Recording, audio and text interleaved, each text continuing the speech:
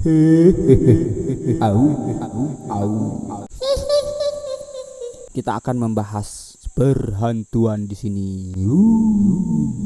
Saat mendengar kata hantu, hantu apa yang paling familiar di pikiran kalian? Ya pasti kebanyakan dari kita sebagai orang Indonesia yang familiar dengan kata hantu itu yang timbul di kepala kita palingan ya pocong, ya kan, kuntilanak, wewe gombel, suster ngesot, genderuwo, karena itu adalah hantu-hantu yang sangat populer di negara kita. Nah, perlu teman-teman ketahui, saking berkembangnya zaman, hantu-hantu baru itu saya rasa semakin banyak bermunculan. Karena nenek moyang kita, ya, mereka yang hidup di tahun 60-an, mungkin mereka tidak akan kenal yang namanya pocong ataupun kuntilanak.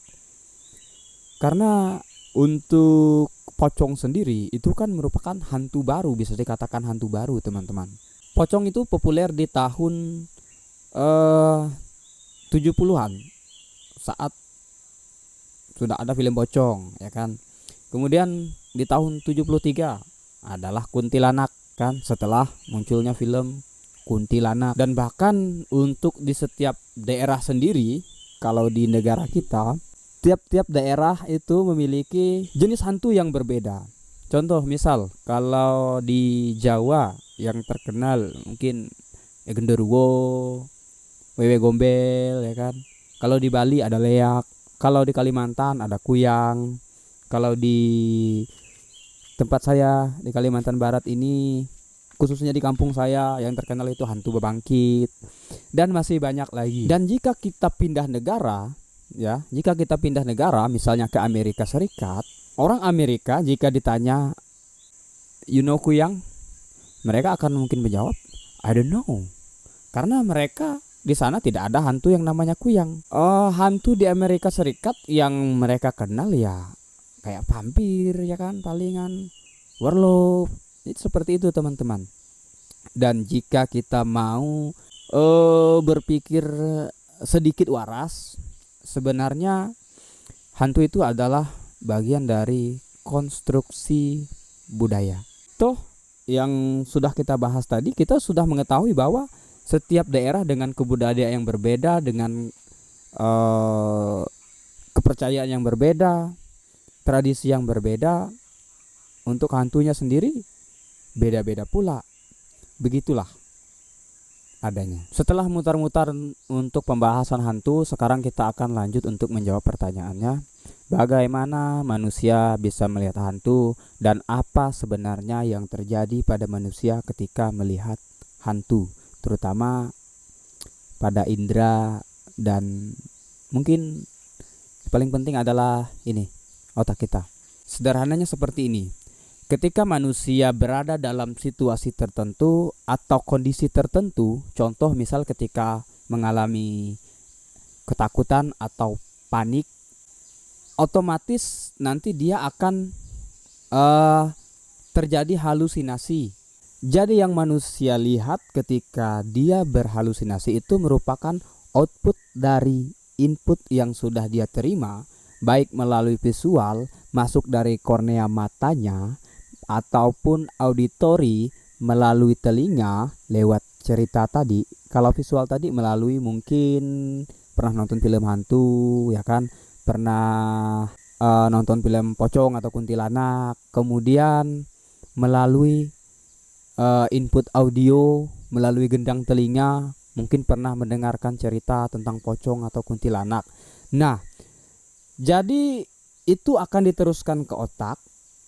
Kemudian otak secara tidak langsung akan melakukan rekonstruksi, kemudian memproyeksikannya melalui mata, dan terjadilah penampakan yang dinamakan hantu. Karena contoh misalnya ada hantu baru nih yang belum diketahui manusia, yang belum pernah dia lihat sebelumnya. Ada hantu, katakanlah nama hantu itu adalah Aseblekebeo, hantu Aseblekebeo. Saat dia belum mengetahui bahwa ada hantu yang bernama Aseblekebeo, belum diceritakan wujudnya seperti apa, bentuknya seperti apa, saat dia melihat penampakan, tidak mungkin dia melihat penampakan Aseblekebeo, sementara yang pernah dia lihat itu cuma pocong dan kuntilanak.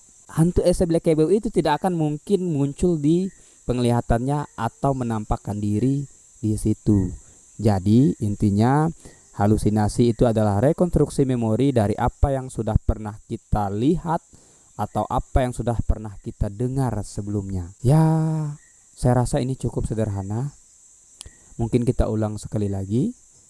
Penampakan saat manusia melihat hantu itu merupakan halusinasi yang terjadi akibat rekonstruksi memori dari apa yang sudah pernah kita lihat ataupun pernah dengar sebelumnya. Ya, baik melihat penampakan hantu ataupun mendengar suara hantu, itulah yang terjadi. Itu merupakan rekonstruksi memori. Saya yakin setelah pemaparan sudut pandang saya mengenai penampakan tadi, akan ada pembantahan pertanyaan dengan argumen-argumen yang lain.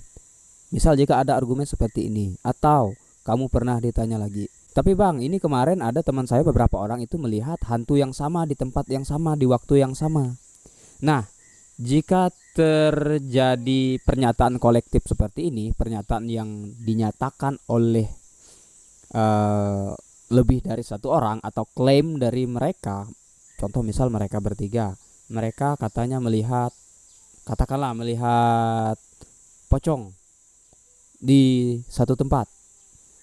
Nah, jika kita bertanya secara langsung kepada ketiga orang itu, mereka akan mengatakan, ya kami melihatnya. Tapi untuk memastikan kebenarannya, ini mungkin boleh dicoba. Coba pisahin satu persatu. Panggil satu persatu untuk cerita atau selidiki satu persatu untuk cerita. Secara garis besar atau secara kolektif, pernyataan kolektif mereka, mungkin mereka akan mengatakan bahwa ada pocong misalnya di ujung jembatan itu. Nah, untuk memastikannya, memastikan kebenarannya, apakah itu pocong yang sama yang mereka lihat,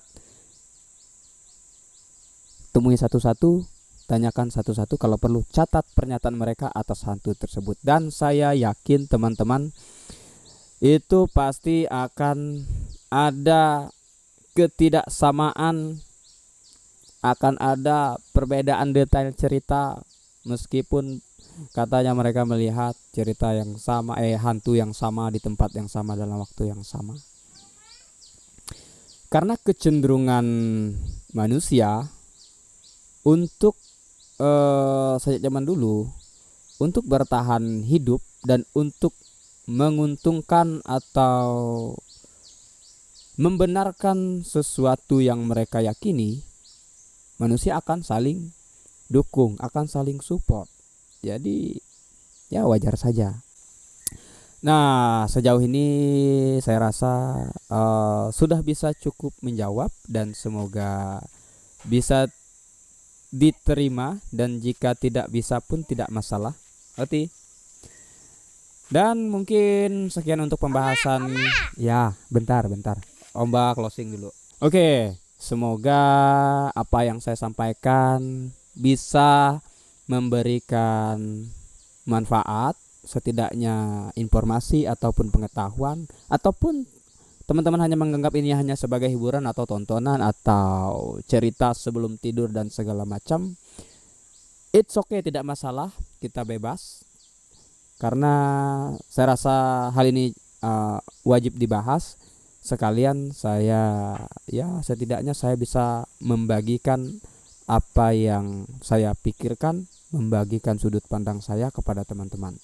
Dan oke, mungkin cukup dulu. Kita akan berjumpa lagi di konten berikutnya. Sampai jumpa.